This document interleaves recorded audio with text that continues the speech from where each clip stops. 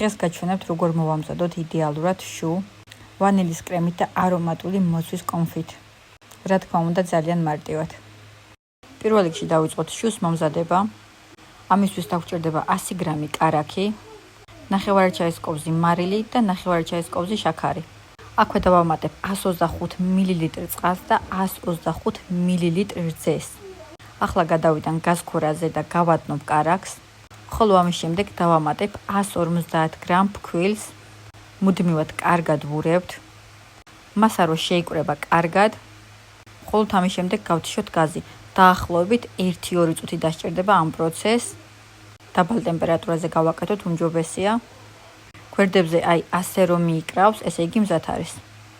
ახლა შეგვიძლია უკვე გადავიტანოთ სხვა თასში და დავაცადოთ გაგრილება. დაახლოებით 10 წუთი საკმარისი იქნება.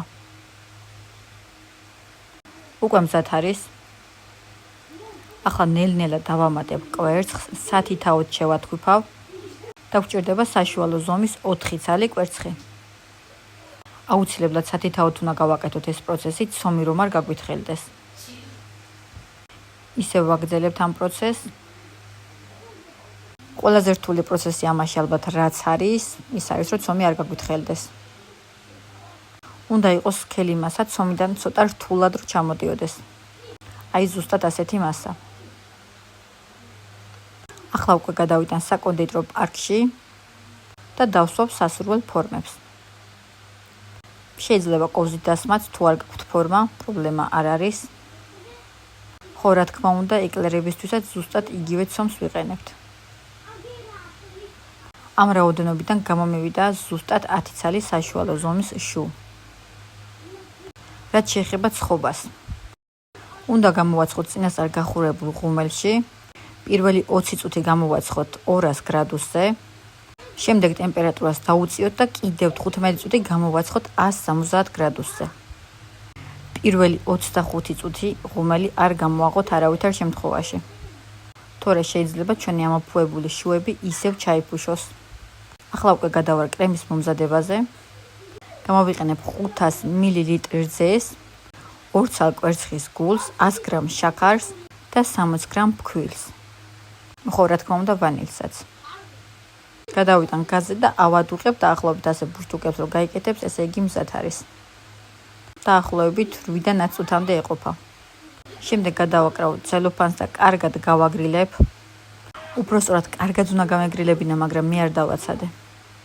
ახლა გავაკეთებ მოცვსაც. ასე ძალიან მარტივად, უბრალოდ დავამატებ რამდენიმე კოვს შაქარს და ავადუღებ. დაახლოებით 3-4 წუთი მგონი ეყო. ზუსტად არ მახსოვს. შემდეგ საცერზე გადავწურავ, ზედმეტი რომ არაფერი არ გაყვეს და გამოვიყენებ ასეთ მასას. ამასობაში შუებიც გამზადდა. ახლა ამასაც გადავიტან გასაგრილებლად. ახლა ისევ მივბრუნდები კრემს. აქ მაქვს 200 გრამი 35%-იანი ნაღები, რომელიც კარგად უნდა გავთქვიფოთ.